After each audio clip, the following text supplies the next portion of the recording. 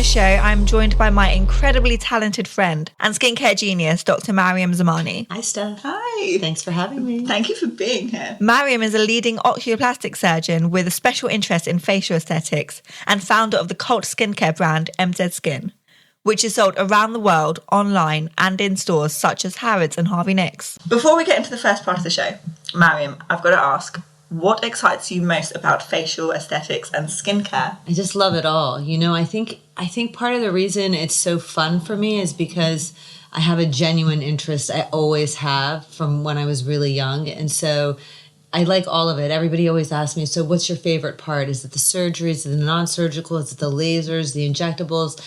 And I love all of it. Of course, I love surgery because it's such a dramatic change with a very short period of time, but dramatic in the sense of what it accomplishes, not necessarily in like the obviousness of having had a surgery done.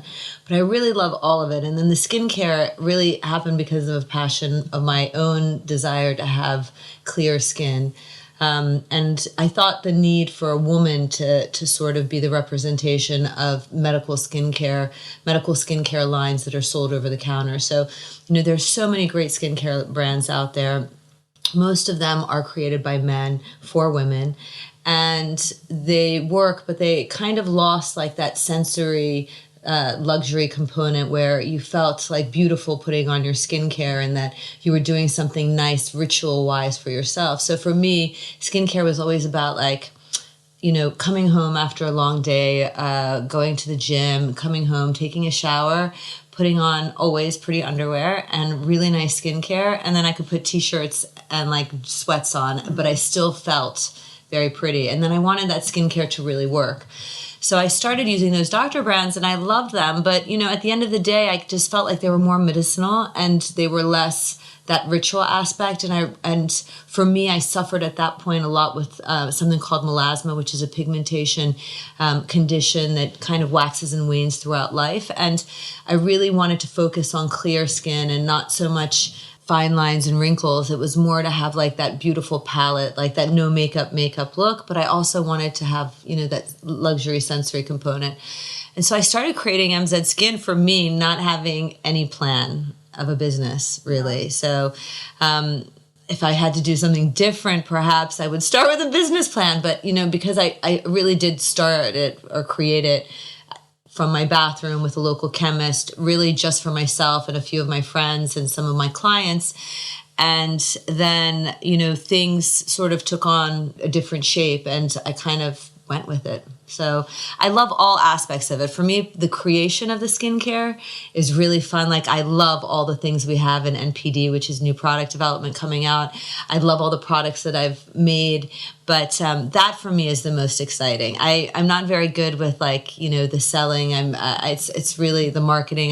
You know, that's not part of that business side of it is not what excites me. The part that excites me is really the production and the creation of new development. Sure. I mean, that sounds fantastic. You've really used your professional experience as a surgeon and doctor and mixed that with being a woman and knowing what women need, combining that together and then creating MZSKIN. And I love it that you did it in your bathroom as well, because it reminds me of Steve Jobs creating the first I don't know, everything he did with Apple in his garage, and now look at it, it's incredible. So if I could thank you for even putting me in the same sentence as Steve Jobs. But I did love his book. I love reading all of those great entrepreneur, you know, books out there.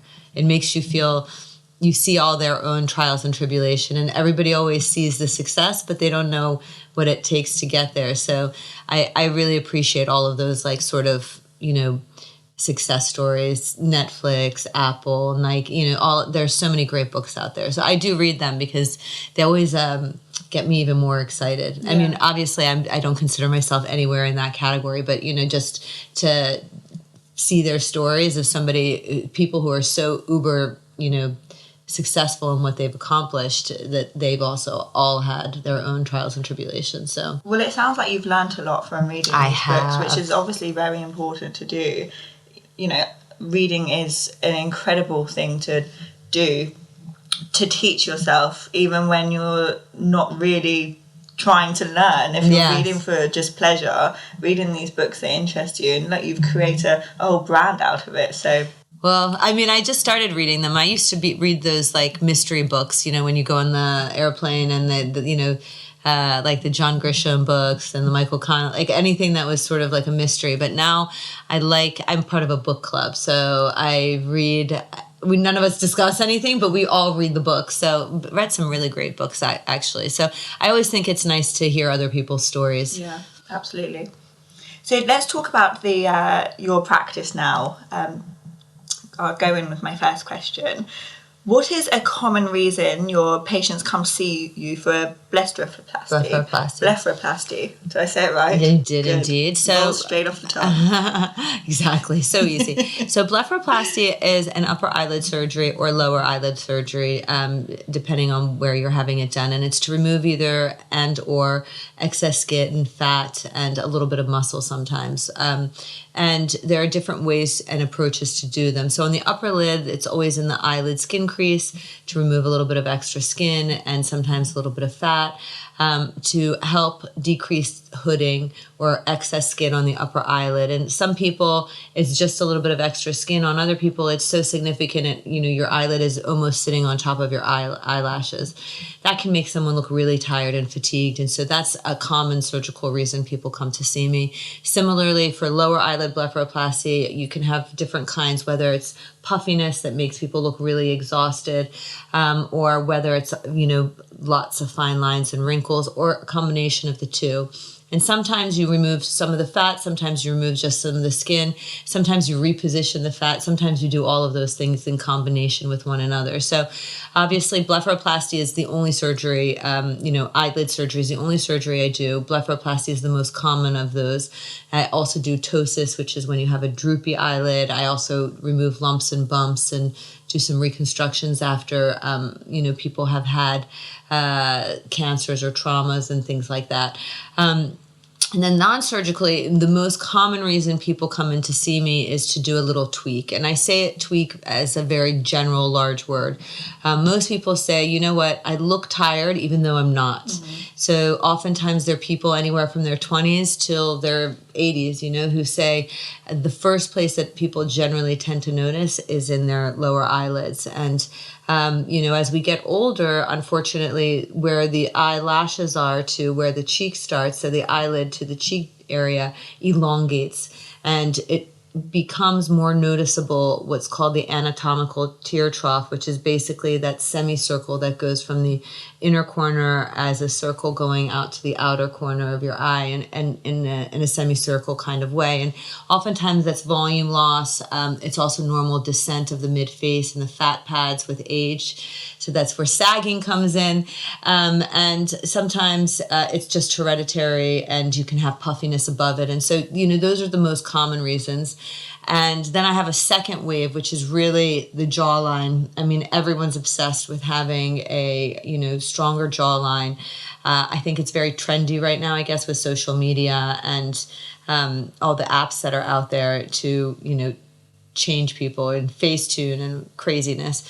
And that, so those are probably the two most common things. And then, of course, how to maintain good skin, because the idea is to look the best for the longest without really dramatically changing what you have. And of course, I do all the other things too, like noses, non-surgical rhinoplasties, chins, temples, lifting up the eyebrows a little bit, lots of stuff in the neck and the chest and the hands. Don't really do much on the body, but those are the main things that I do. So love all of them. And so it's pretty, people come in with one thing, and then once they correct one thing, it can be slippery, they might start noticing other things as well. It's just wanting to look and feel your best, I think. Of course. So, going into a doctor's office for one thing and having a proper consultation with them and discovering other things, I think that just goes to show that you have a great doctor who can really help you have a great treatment plan that's tailored to you. Yes. But you did mention social media and apps where it changes your face.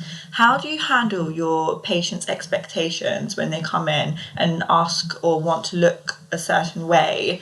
and you as a professional have to talk them through what is available to them, because Yes. I suppose everybody has different structure under their face. I don't know if that's how you would There put is it. true. So, when I have a consultation with people, I generally ask them to tell me why they've come in to see me. So most people don't come in without an idea of what bothers them in some sort of way. I don't like hearing what people want to do because, they might not necessarily be the best informed with what it is that they might need. So that's why I always ask, what bothers you?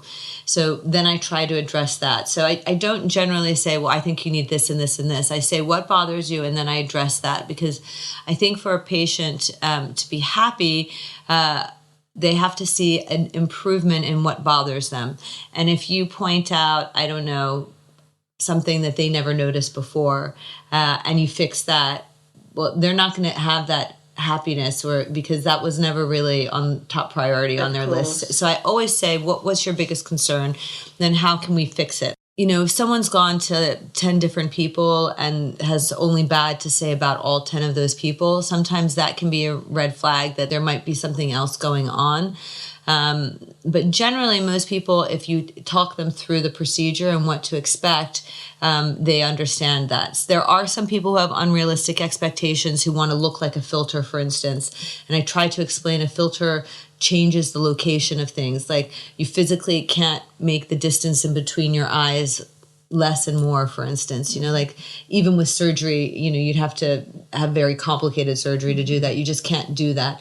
Sometimes people want to have very exaggerated cheeks and jawline, which, to a certain extent, to be fair, it can look a little better on camera than it does in real life, but you want to look well for real life, not for the camera, So I, again, try to explain that to them. And then there are some people that I do just turn away because I don't think that I can do what they want to accomplish. And, I want to be fair to them and say, look, I can't do that. Or maybe it's something also that I don't necessarily agree in. So I don't like very exaggerated features. So most people who come to me come because they want to have a subtle tweak as opposed to a dramatic change. If someone is looking for a dramatic change, sometimes there can also be something dramatic happening in their lives. And I do always try and ask, anything's changed in your life, any major traumas, like any sicknesses, illnesses, family issues, those types of things. We do go into that sometimes. But again, I always say, let's do a little, see how you'd go. And, it's always easy to come back and do more. But I do know it's a slippery slope, and I do know that I have a lot of power. So in that sense, I try to explain what can be achieved. And also, sometimes it's just to give them reassurance that actually they just look great and they don't need anything. Yeah, I think that is a great point. I was interested to find out about professional people who are in perhaps a corporate environment, not putting themselves forward for job opportunities because they're insecure about... I do. I have men and women who come in, and actually I love when I'm able to do something small and they come back with the confidence that they've always wanted. So a lot of time, actually, it's the eyes that bother them. They say, people think I've been up all night and I had a really good night's sleep, or they think I've been drinking and, I haven't had a drink in 3 months, and it's just because I look so tired. And people do look at you differently. They do judge, even if they're not trying to. So absolutely, I love those patients who come in afterwards and they're so elated. I have a lot of men who come in and just even do botulinum toxin in their hands and in their forehead, and sometimes even in their axilla and the underarms, because they say, I walk into a room, I start sweating profusely, and it makes me look nervous, and I'm not nervous at all, and I can't control it. And the more that I know that I'm sweating, the more sweaty it's like a catch-22. So those people are also, super excited and very happy to be able to do something so seemingly small that makes such a dramatic change. You're changing their life. Absolutely. I do that a lot with rhinoplasties. People say they don't smile because they have gummy smiles, for instance, but the eyes is always sort of the most requested one for that reason. And I think now also in certain industries, actually, ageism is definitely a thing, you know. So when people are changing jobs, they know that there's so many more youthful people out there looking who might have a little bit, you know, of an edge just because they're younger and they're doing what they're doing, as opposed to, you know, especially in tech and things that move at a high pace. And so definitely I feel that there is a little bit of a strain on them and stress to looking well and being fit, and, you know, ageism really does affect them in some way. So absolutely, that's the part of the job that I love so much. Right. So moving on to products and treatments for maintenance, why is it important to have a good skincare routine with high quality products and treatment? Really good question. It's really important. So it's kind of like saying, I'm going to train with a trainer, you know, once or twice a month, and then, you know, why don't I have a good muscle tone and fitness level? So it's just like everything. You need to have a routine. It has to be consistent. It doesn't have to be complicated. Having a simple routine is totally fine. My ethos is to reveal, enhance, and protect the skin. And the reason I say that is you need to reveal the skin, meaning you have to cleanse it well, get rid of any dead skin, debris, oil, pollutants, anything sitting on top, so that you have a beautiful palette that's receptive to all the lovely ingredients you're going to place on top. Then you need to enhance the skin with different treatments, so different ingredients. You can have peptides, ceramides, retinols, hyaluronic acid, vitamin C, antioxidants. And you also need to protect the skin, which again is a slew of different ingredients, including sun protection. And so if you can try and, you know, have that as part of your routine, then it doesn't matter if it's 3 steps or 10 steps, but you're getting them in there. And so consistency and routine is really important in between seeing, you know, a doctor like myself or any other esthetician or, you know, facialist or laser person. And, you know, us doctors, we do things that are done from time to time, and in between, you need to have your own maintenance program. Skincare is the easiest way to go about doing that, and the most effective. So, you know, if you are getting your ingredients topically, then you're going to give your skin the best chance of looking its best for as long as possible. Yeah. Do you know, it's funny that you mentioned whether it's 3 products or 10 products. Just for the recording, we've just come out of lockdown, and I saw the funniest meme or meme, I never know how to say it, and it was like, oh great, now I can fit in my 10-step skincare product. And I was like, that's so true. But your product's not so much like that, is it? No, I don't like. Simple. Yeah, you know, the thing is like I don't believe in too many things, because first of all, you know, your face has a certain amount of surface area, yeah, and you're not going to sit there for very long periods of time between applying different layers on. And so I think you just need a few. So you need a good cleanse. So I generally do my deeper cleanse at night because I take a shower every evening, and I usually do my own cleanser and I leave it on for a few minutes as a slightly deeper penetration and exfoliation.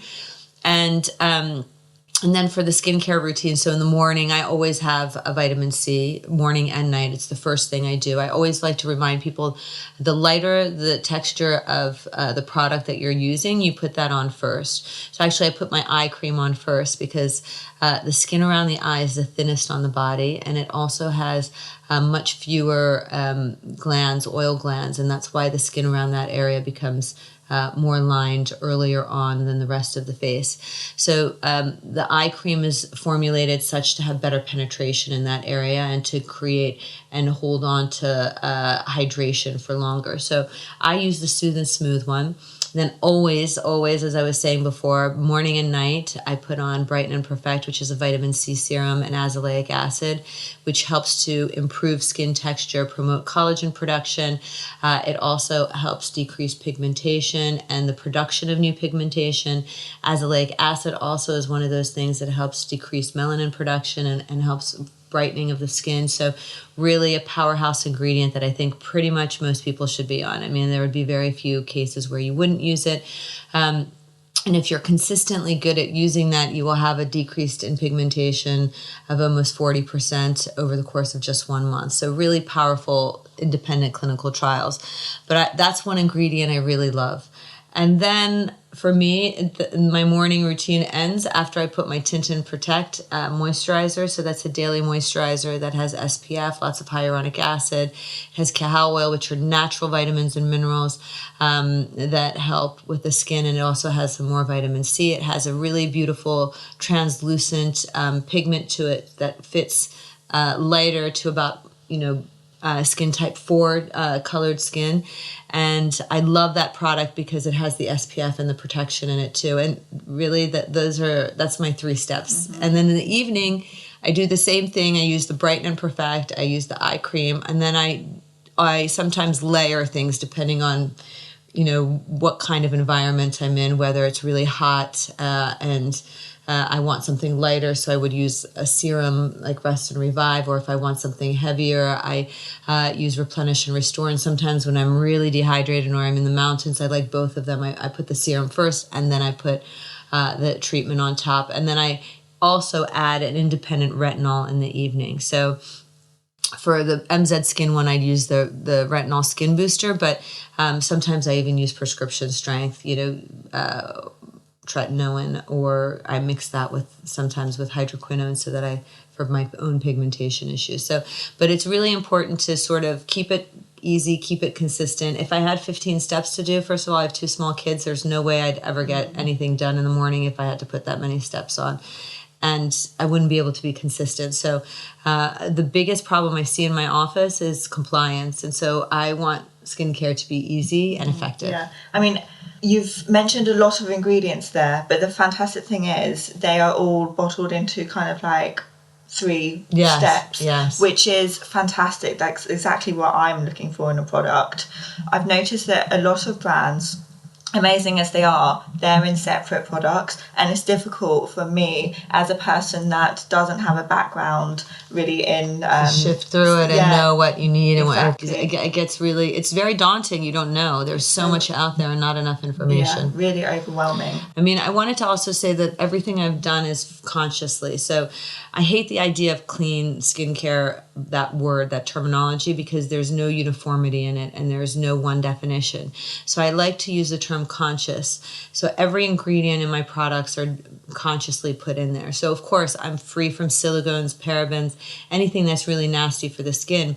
But there are some things that are still in there that are there for a particular reason. So I just like people to sort of know that as well. So I am slightly obsessed with, well, I say slightly obsessed. I like to have healthy skin, and I do have core products, but I like to experiment with new things. But as we were saying, it is very difficult to know what does what, and if I'm just wasting my money on marketing. You were saying before, like, this is a clean product. What does clean mean? I don't know. The problem is no one really knows. So the thing is that they've, again, I've stayed away from anything that's considered nasty, not necessarily because I think they're bad products, because I just think sometimes we are quick to judge and we don't know what the new products are, for instance. So, I have no parabens in my products, but who's to say that whatever preservative I'm using maybe hasn't been tested in the same sort of manner? I'm using everything that I can in the best. I'm trying to use the highest quality of what's out there, and I'm trying to do it with a little bit of education. So on our website, we're actually working on it right now. It should be up soon, so that you know what every ingredient in every product. There'll be a glossary of every ingredient, so you can look at the back of your ingredient list and you can say, oh, well, I don't know what that is, and then you can go look it up so you can exactly know what it's for. That's fantastic. So just to bring a little bit of clarity and education and just some information about what you're using. So I think that's really important. And then as I said, I think there's a few ingredients everybody should be on, and then you can of course go to an ingredient for specific targeted reasons. So I think vitamin C, retinol, retinoids, SPF, 3 main ingredients everybody should be on. And then other things you can sort of gradually add on if you'd like to, or if you have, more acne prone skin or rosacea prone skin, you can add or change things around based on your specific skin concerns. But if you had just those 3 products, you'd be doing really well. Yeah. One thing that I do love about your website is it's got something called MZSKIN Intelligence. Oh, yes, I love that. So I love AI. I've been an early adopter of this, and we're working on making it better and better, like every day, really. I mean, we have a really big company who does it for the big guys. We're little guys, but they're helping us too. And basically, it analyzes your skin, analyzes your skin based on a picture that you provide or take at the time. And then it tells you basically, what are your targeted areas. So whether you have more dry skin, combined skin, if you more, than average have pigmentation, lines and wrinkles, acne, scarring, those types of things. And then it tailors the skincare based on that analysis. So it's really amazing because it's had so many people use they have such a they have a big index of people who've done this before. So there's hundreds of thousands of people who they have the information on, and so it's really been tailored according to people's analysis, and they have all that data from all these people throughout the world, essentially. So it has a very high probability rate in terms of matching you up with the correct skincare. And I think that's actually really nice, particularly in this day and age when a lot of people don't go to stores. They're scared to go to stores. And also, you're not allowed to pump out of things now. So you can't even try a lot of skincare at stores right now. So it's a nice way to sort of streamline it and say, well, maybe I didn't know that about my own skin, and give you more information about what you can do for your skin. It's absolutely, this thing is absolutely spot on. I tried it, and so happy to hear. I love it myself. Honestly, it's so good. I put in a photo. Well, I took one from my camera from my laptop, and put in where I lived because it picked up on what environment Pollution, I was. Yeah, it was fantastic. I was really impressed with it. And at the end, it gave me the analysis of my face, and I have sun damage on my nose from sunbathing for like 9 straight months without any SPF my on. gosh. Yeah, so it picked up on that. And also I've probably had one facial too many and burnt myself a little bit, where it has died down, but it picked it up. Yeah, so it's really showing. Sensitive. Yeah, it knows, because I knew that was there, but you couldn't really see it on my face anymore, or you can't see it on my face anymore. But I was so impressed with it. I'm so happy. Thank you. I mean, it's been one of those things, as a small company, it's expensive to have these little benefits, but I personally really believe in the future of AI. So it's been something on the forefront. Yeah, it's fantastic. Thank you. It's almost like going to a clinic and having one of those Vizia machines, which that's the idea behind it. Yeah, it's spot on. In fact, I think that your one has probably picked up more things on my face. I hope it didn't make you insecure. That's the only, but that's the thing, the best thing about it. I'm sorry to bang on about this, but it offered me the 3 products that I genuinely need. That makes you feel better. They didn't tell me 10 products. It was just a bit like, oh great. I was really happy about that. So moving on, was it very difficult to make all of your most of your products so high performing while still also making them vegan? So no, it wasn't hard at all. I mean, I have 2 products that are not vegan. Everything else is. So I have 2 products with placenta from sheep, ovine placenta. No animals are hurt or tested on for any of my products. But I don't think that you need to have animal products in most ingredients as an ingredient for most creams or treatments or skincare products. But I did like it. I do like the placenta in our night serum and mask, mainly because it's super stimulatory and hydrating for the skin because it's so rich with nutrients. But for me, I know you're vegan. I tried to do that, as you know, last year. It didn't go so well, but there's no animal cruelty in the course of this. So these animals are, these sheep are delivering a lamb. And so basically that placenta is the byproduct of that natural pregnancy. I mean, for me, that's the most important thing. And when I'm shopping for products now, I do try to only get vegan or cruelty-free. Definitely cruelty-free. Yeah, but I do understand there are some products, I don't know, I'm not too sure about this, but SPF, is it difficult to make that vegan or cruelty-free? No, it's not difficult. I think it has to be in line with the ethos of the brand. So for me, when I was creating this in 2000, when it started becoming a business, not just what I was doing. So in 2016, when it was all coming together, there were a few things that were always really important for me. So I wanted to have a simple, easy skincare routine. I wanted to have it ethically based, scientifically studied, clinically trialed. I also wanted it to be easy, so everything's less than 100 ml, so you can take it in a carry-on. I wanted to, be able to make it the most simple for my customer. And I also wanted conscious beauty, so not necessarily clean, because as I said, I don't think that there's a good universal terminology for meaning for that, not terminology but meaning. And then I also wanted to be environmentally aware, so all of my products are made from recycled material or can be recycled. Originally, I remember one of our retailers asked us for even bigger boxes because they said it makes the skincare pop out more and looks more luxurious. And I said, I never keep any box for anything. And I hate the fact that I generate so much trash, and I'm a small family of 4. So I said, I don't want to have big boxes because I don't really, no one keeps the boxes. It's not like every time you use your cream, you put it back in the box and then you put it in, in your cupboard. You absolutely chuck it. Yeah. So in the recycling bin. Yes. So, that was something I made very small. Like my boxes are really just to protect the product. I had cello around my products, and at the end of this year will be cello free.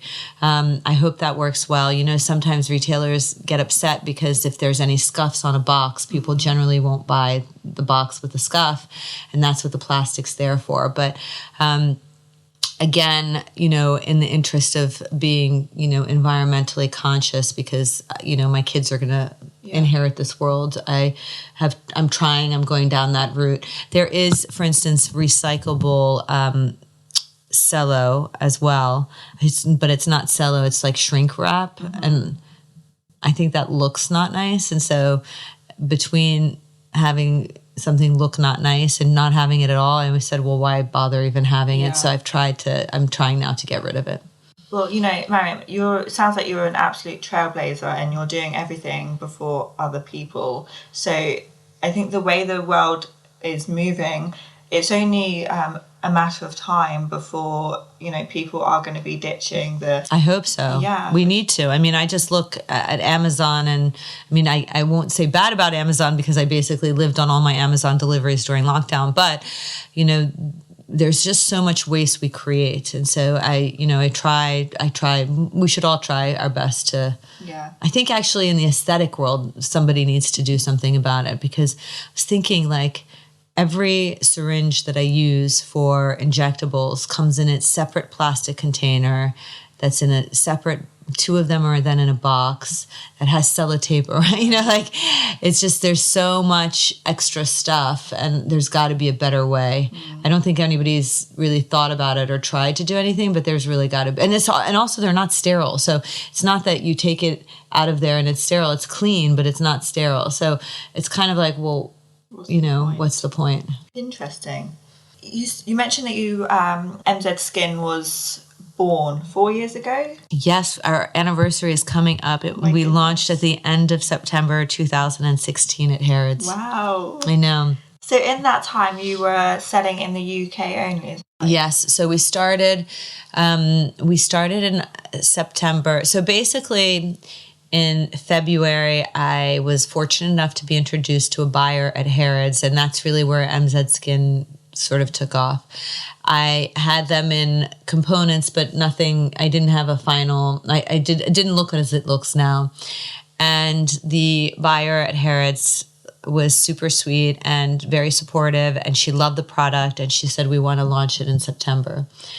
And I had already looked at a manufacturer outside of someone, that was doing the small batches that I was using myself, and had that set up, but I didn't have the look about, I didn't have a logo. I didn't have any of that stuff. And so literally, for a month straight, I found this, great brander who helped me really bring it all together. And I remember I had a small delivery to my house come from our manufacturer. Everything's made in the UK, except some of our cartons are outside of the UK, but our creams actually are all made in the UK. And I had it delivered on a Friday, and it was mistakenly delivered to our neighbors. I was frantically waiting for it all night because on Monday I was supposed to walk into Harrods and drop it off, and obviously they don't deliver on the weekends. And so at 7:00 I called the manufacturer. I'm like, it's still not here. And they said they delivered it outside your house. I said, there is no outside of my house. There's no outside. That's the street. And they said, well, it was delivered at 3:20 something. And I said, but I've been home all day. They said they rang the doorbell. Turns out there was construction at my next door neighbors, and they didn't have a number. And their house is like A and B, and then it's my number. And they didn't realize that they didn't go down one more house to see what the house number was. They assumed that house was my house number, and they put it, I swear on my kids, I mean, I shouldn't say that now. I swear it was the worst thing ever. I go to the neighbor's house because I'm literally in tears. Yeah. I mean, I was so sad. It's like, this is messing up everything. I walked to the next door neighbors and I said, I'm just going to look in the trash area.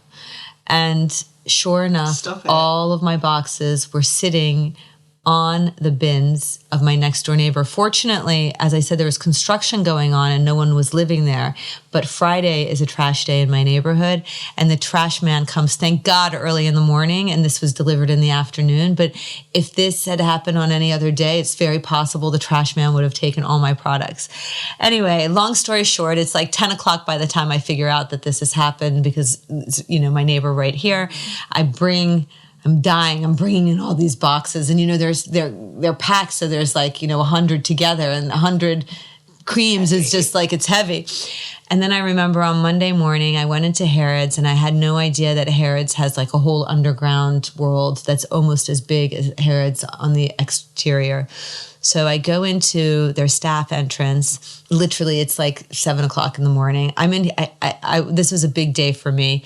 I wore heels. I was in a dress, and I had all my MZSKIN to take and put on the shelves. And I had no idea I was going to walk for 20 minutes. So I walked we went down 5 floors before we, traversed the street underground and then came back up into the beauty hall. It was a little sweaty and everything. And I walk into the area, and I've never been in Harrods when there's no one there. So there was no one in Harrods. And I had my MZSKIN bags, and I saw my minted stand. They had given me my logo and everything.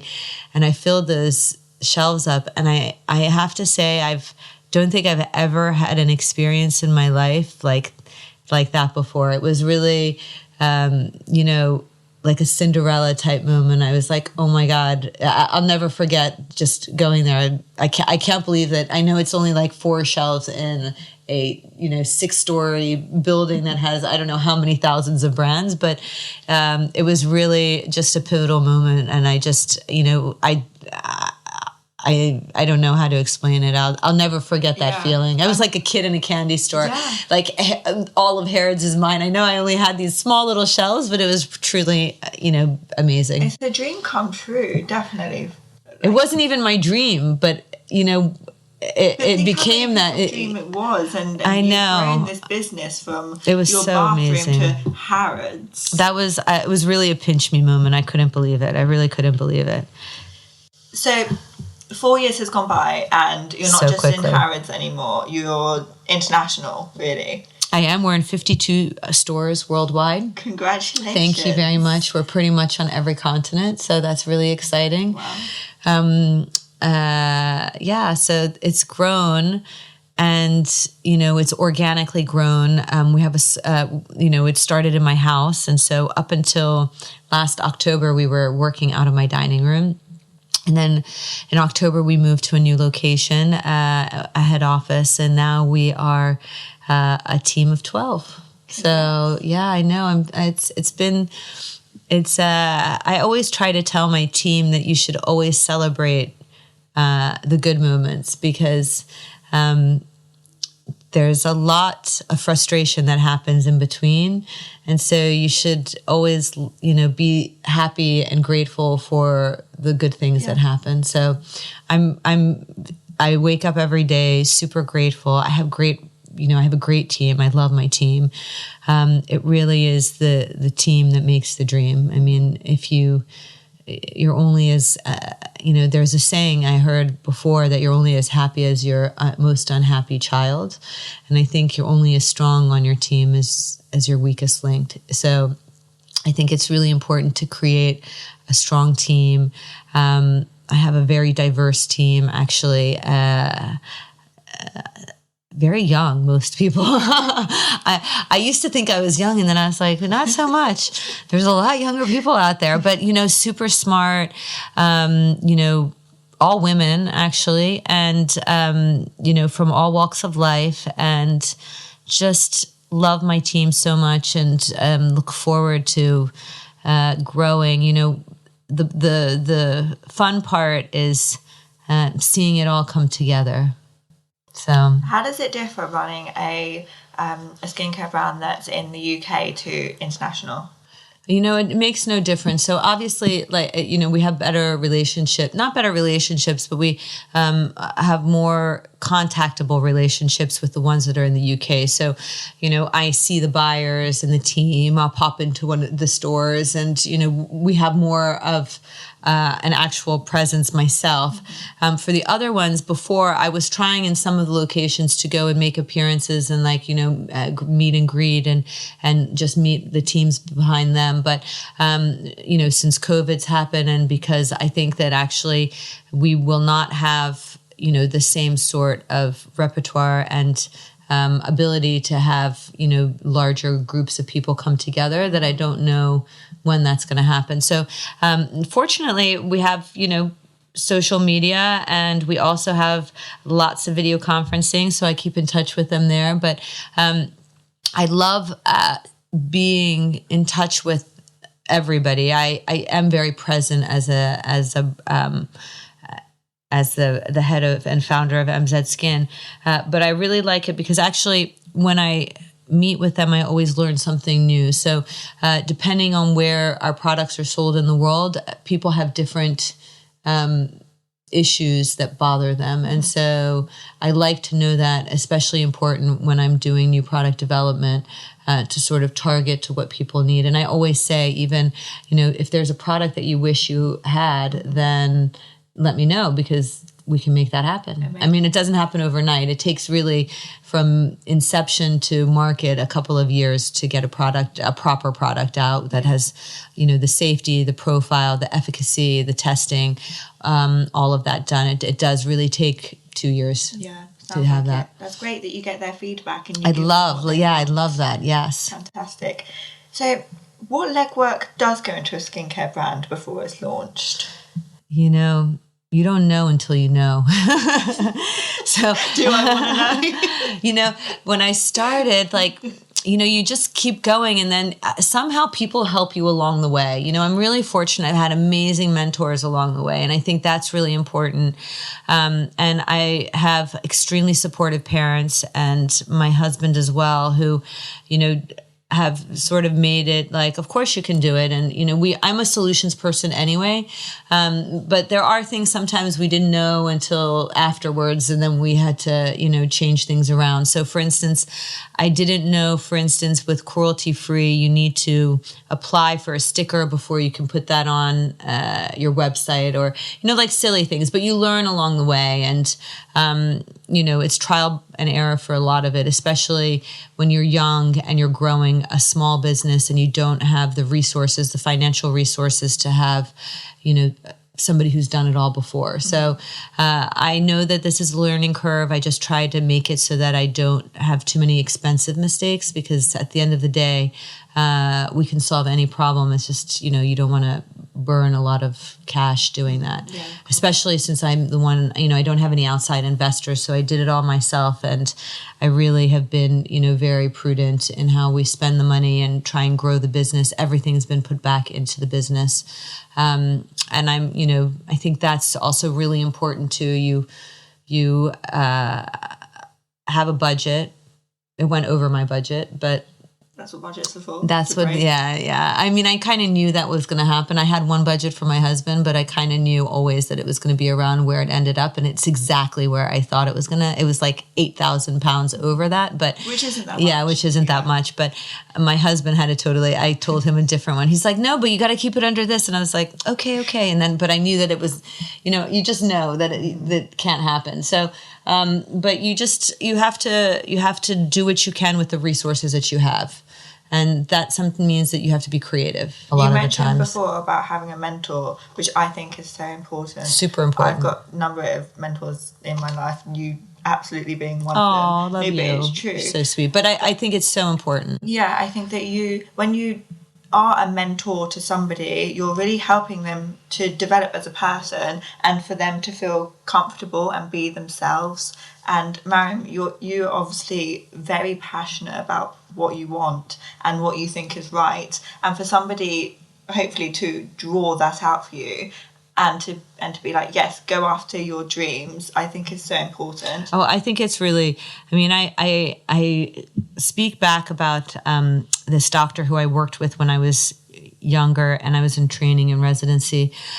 He was a retina specialist, and I wanted to start a practice in Washington, D.C., which is where I was living. And I had a lot of negativity from most people. They were like, oh my God, it's so saturated here. You're never going to get busy here. You need to go out into the suburbs and, blah, blah, blah.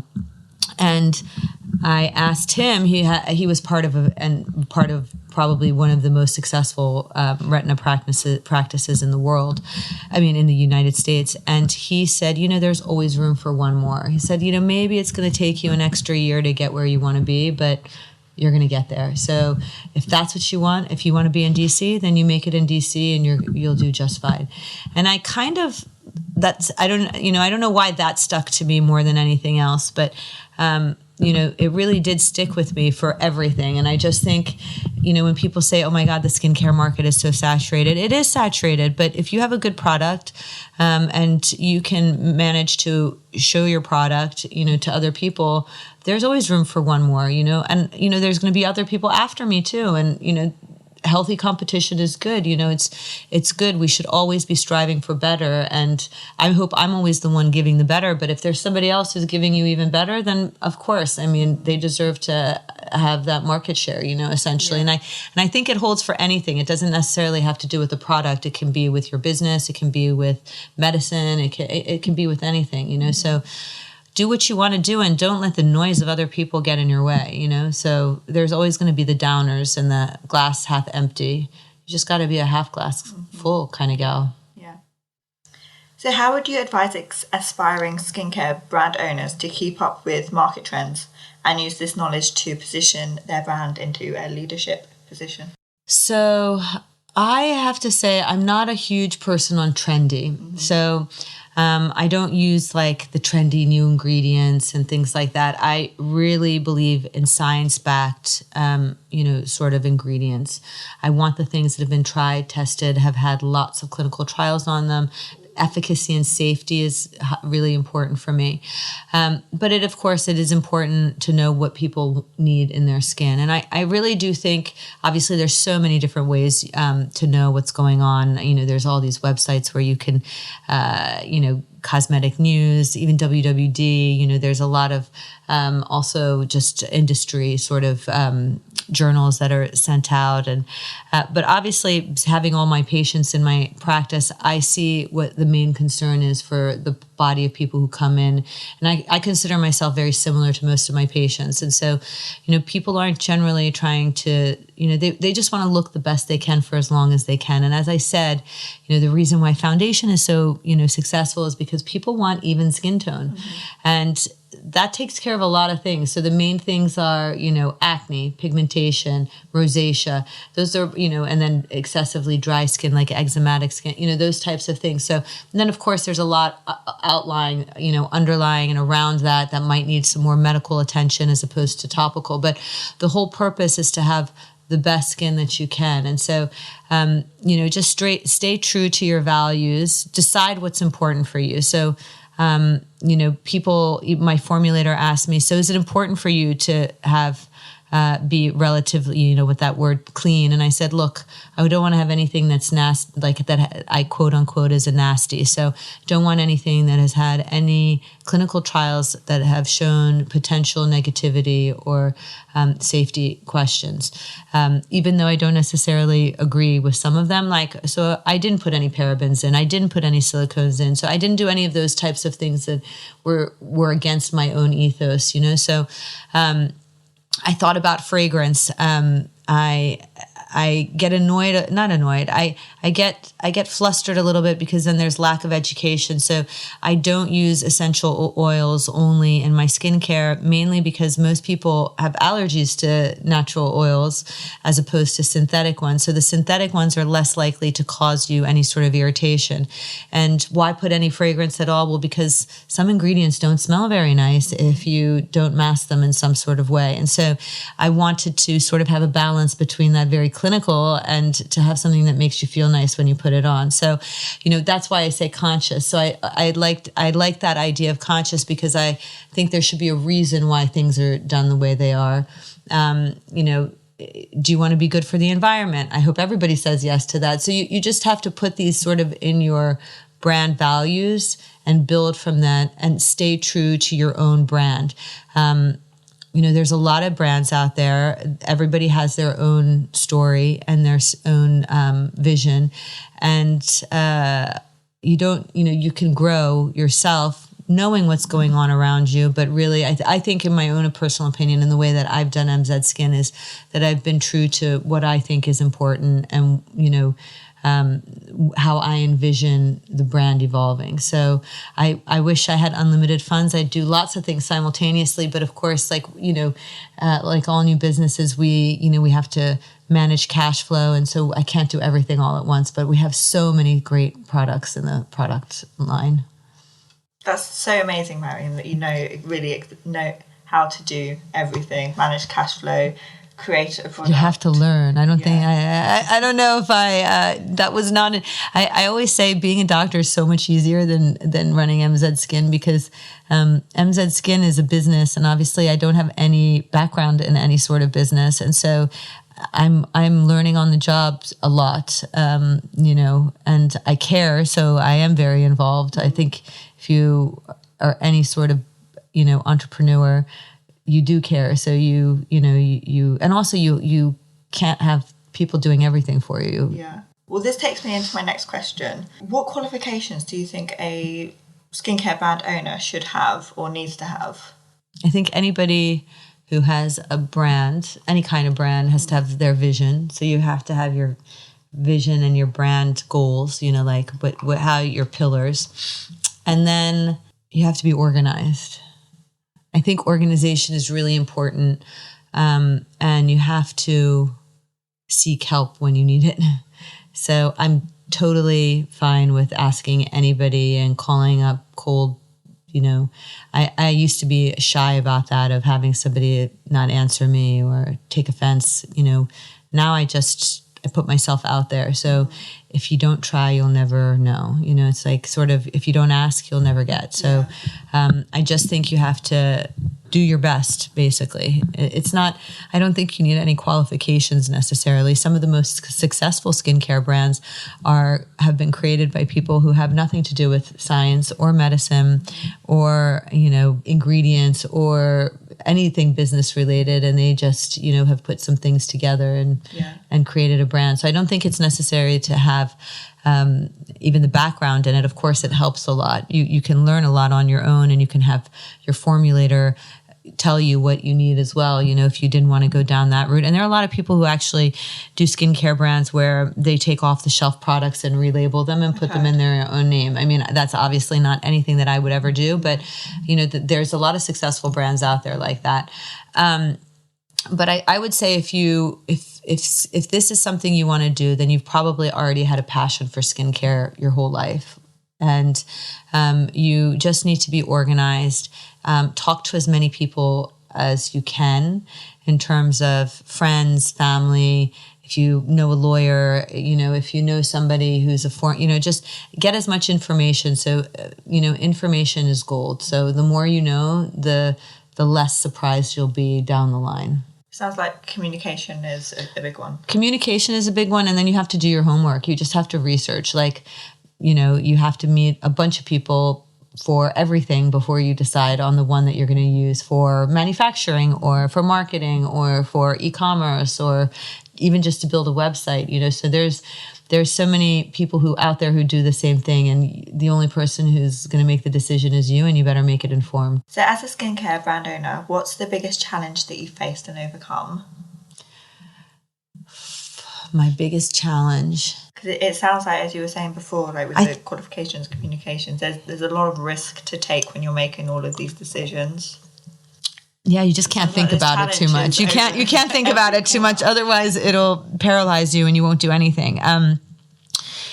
But I think the biggest challenge has been creating the team. So when you're a new business, I think it's very hard to get the people that you need necessarily with the funds that you have. And so I think in that sense, it's very difficult to build the team that you want to have. And so finding that team is also difficult because no one knows you. So I think now, you know, people come in and they're, you know, we get resumes, which I mean, feels amazing to be on the other side as opposed to trying to find people. So I think that's very nice. But that was one of the biggest challenges. So the bigger you get, the more people know about you, the easier that gets. But I think our biggest challenges have been the things that we didn't know about. So I'll give you an example. When I launched at Harrods, we sold out in 3 days. It was amazing. And, you know, obviously that means that we had to replenish. We were out of stock like constantly. It was literally amazing. Then we noticed, or I walked in and I was like, you know, the back of my face masks are fading. It's a color pink, my skincare brand. And I was like, that's weird. And after another couple of days, I went back again and the same box was there and it was almost blanching to white. And I realized that for some reason, the dye that was used for the creation of our pink gets affected dramatically by the LED lights that are on these shelves. I had done 5,000 units of everything. That was a very big expense for us. I made it, the cartons were made by the people in Paris who do Chanel and Hermes and all these big brands. And I never asked. I mean, I did ask them for fading, and they said, no, it shouldn't fade more than like 5-10%. That's the norm for anything. But I didn't have it in writing.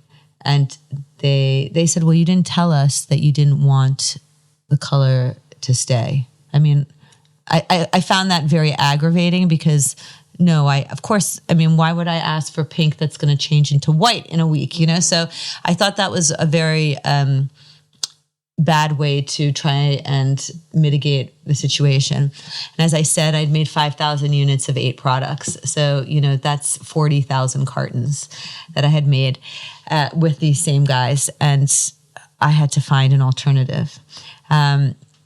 They said, it's not our fault. You didn't specify that you didn't want it to happen. And I needed a solution quickly. So I found I found a new person to do them here in the UK. We showed them the problem. We did all these testing. But I always feel the problems that come up are the ones I didn't know about. And so, of course, I found a solution. We made new cartons. We had to have them all repackaged. Oh, no. I had to throw away all the other packages, which hurt me just not only financially, but just knowing that I made 40,000 cartons that I was tossing. I didn't toss all of them. The way that I did it was the ones that were sold in my office, I kept them in the box. I sold them. If they were protected from the light, then they didn't. Anything on the website. So we separated. We made half of them over again, and the ones that were online retailers, we sold those to the online retailers that never sat on a shelf or light. And but that was a headache. It also was, in terms of logistics at our warehouse, like which ones are, fadeable, which ones aren't, making sure the right retailers got, it was not an easy transition. But again, those are the learning curves that I would never, how could I have prevented that? Now I ask, now I make sure that that's in there. We do studies to make sure that doesn't happen. But I didn't have that insight before, so I couldn't have prevented that from happening then. So my second major problem came, again, not from myself. So it's usually not our own mistakes, it's somebody else's mistakes. So last year I wanted to launch this product called Tint and Protect, which was amazing. It is amazing. It's one of our best sellers right now. And I had press samples in December last year. And I had my own sample, and I'm obsessed with this one. So it's the one thing I can't live without, really. So basically in December, I had a sample, and we had maybe 20 that we were giving out to press for them to try. And my sample, the neck of the bottle broke. I went back to the formulator and my manufacturer and I said, look, the formula is great, but my bottle broke. And they said, you know what? It's because it's a sample. It was hand filled and it won't happen in production. I took it as face value. Fast forward 9 months later, I've made 5,000 of these and we sell 80 in one day on our website. And then literally 3 days later, in the course of a couple of days, we had sold a couple hundred. It was selling super well. And we were only selling on our website, thank God. And then after a couple of days, we were getting complaints that the neck of the bottle was breaking. So obviously I took it off. We took it off the market until we was figuring it out. So, to give you an idea, I've maybe had 3 returns in the last 4 years otherwise. And, no negative complaints or any issues with my skincare brand. So to have 8 or 9 people in the course of a couple of days tell me that the neck of the bottle broke, I knew that there was something going on. So I then went back. My formulator said no, she tested it. Everything was fine. I went to my manufacturer. They said, well, we put them together at the exact specifications. It's not like, we over tighten the lid or anything. And I then had an independent person come in and say, why did this happen? And I had the manufacturer of actually the component figure out why. We figured out in less than 24 hours, because of the type of biodegradable plastic I had used, it was not compatible with the skincare that was with the SPF specifically that was in there, and that the neck of the bottle was thinner than the rest, and that's why the bottle never broke. It was always the neck, and because it had a lid that every time you had to pull on and off, that this was happening. And no one wanted to take responsibility. So I had to, and another frustrating thing, I wanted to donate them somewhere because I didn't want to throw away 5,000 units, but I can't donate something that might break. And, obviously if it broke, no one would use it, but I wouldn't, that's not great for the brand image. You can't scoop out the cream that's inside of them and reuse. So it was a total waste. And we had done all the studies. My formulator had said she had done all the studies, but obviously she didn't have any of the cream in the neck of the bottle. Otherwise, it would have happened quite quickly. So that was a very expensive mistake. But again, you have to sort of say, as I said before, you know what, there's going to be hiccups, and there's going to be times that there's, issues. There's a typhoon in the Far East, and, my shipment of, inner cartons isn't going to get here in time. You just have to take it with stride and say, you know what, we do the best that we can, and we're going to look for a better solution. But you just have to ride the good and the bad, and not be too stressed about it. I always say, if you're not going to remember it in 6 months, then don't kill yourself over it. So if it's not the end of the world, it's not the end of the world. It's, no one got harmed in the process. It's not like I had some adverse reaction. It wasn't anything like that. It's a simple functionality of something, and I can get rid of it and start over. And we did, and it's been very successful. The relaunch we did, and now it was so successful. We're working on like 5 other colors too. So I mean, I'm really happy. It happened. It was a year late, but we had to do more tests and make sure that everything was okay, and it is. And so, you move forward. But I just have to say, you always have to celebrate the good things, because there's always going to be hiccups or things that you can be upset about. And if you want to succeed, you can't dwell on that at all. Yeah, I suppose it's very easy to get caught up in just working. I do think it's, you have to celebrate when you do have success. And we were saying before recording, life happens, right? Life happens, and business is all about taking risks. As long as you try to learn from those mistakes, of course. I think that's the only thing you can really take from it, and work together as a team and move forward. Yes, absolutely. I also think it helps that I'm extremely otherwise busy as well. So I have a busy clinical practice, and I have 2 small kids and a demanding husband. So I mean, it's not like I'm sitting around idle. Yeah. Also, I mean, I have to prioritize things, and there's only so many, if I was stressed about every small thing, I don't think I'd sleep. How about COVID? How has that affected the skincare industry? So, all industries were affected. So as I was mentioning, we make some of our cartons in the Far East, and that impacted us our first quarter, because we weren't getting our, reorder shipments done in time.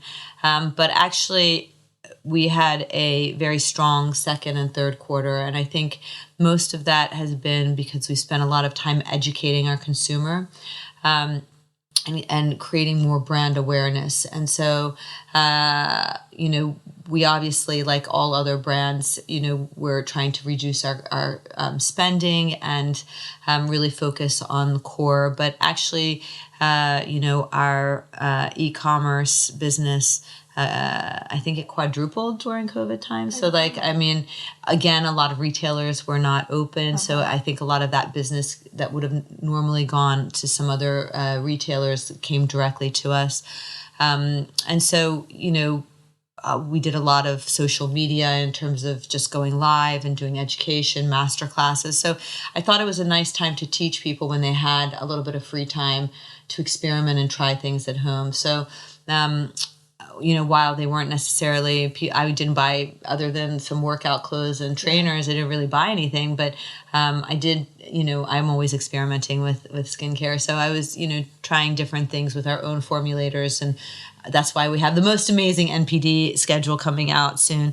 But I think a lot of people were also working on, themselves and how to improve their health in different ways. So whether it's working out, skincare, mental health. So I think that was a little bit less affected by COVID. I just hope it continues. Yeah, well, I'm sure it will be. So moving on to more self-care now.